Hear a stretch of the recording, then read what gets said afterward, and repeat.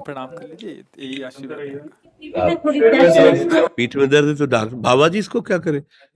ये बाबा जी क्या करे? जैसे किसी को रोग है, किसी को दर्द है, तो डॉक्टर के पास जाए।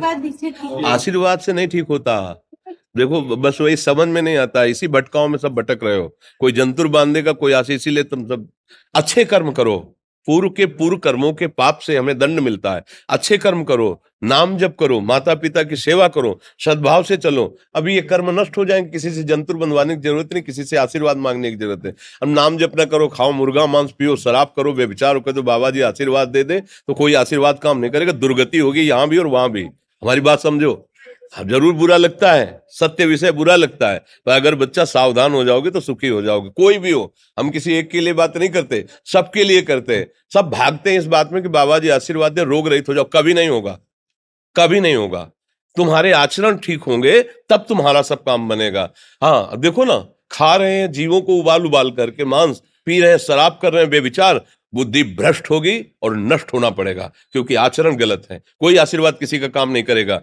आप अच्छे आचरण करो, माता पिता की सेवा करो, परिवार की सेवा करो, समाज की सेवा करो, नाम जप करो। शरीर में कोई छोटे मोटे कष्ट आवे उनको सह जाओ, आगे चलकर आप देखो कि कैसी उन्नति होती, अच्छा होगा, मंगल होगा। इस ब्रह्म में ना किसी के आशीर्वाद से कुछ हो जाता है। हम आपको पक्की बात बताते हैं कि आज बाबा के यहाँ गए थे यार, पीठ में दर्द कम हो गया।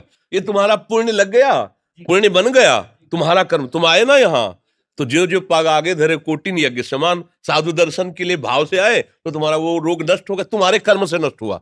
तुम सत्कर्म किए ना, उससे कर नष्ट हुआ। बात समझो बच्चा, आप हमारे घर के हो सब। आशीर्वाद देने से हम कई बार कहा कि अगर तुम सुखी हो जाओ तो हम किसी से न मिले, चुपचाप अपने कमरे में बैठे केवल आशीर्वाद देते रहे सबको। लेकिन नहीं सुखी होगे। सुखी होगे तुम अपने कर्म से। को न काहू के सुख दुख कर दाता, और निज कृत कर्म भोग सुन भ्राता। हे भाई, अपने कर्म का भोग ही आपको भोगना पड़ेगा। कोई भी तुम्हारे कर्म को नहीं मिटा सकता, एकमात्र भगवान। एकमात्र भगवान, मेरी बात मान लेना। उनकी शरण में और नाम जप करो, सब ठीक हो जाएगा। तुम्हारे भजन से होगा, तुम्हारे अच्छे आचरण से होगा, तुम्हारी धार्मिक प्रवृत्तियों से होगा।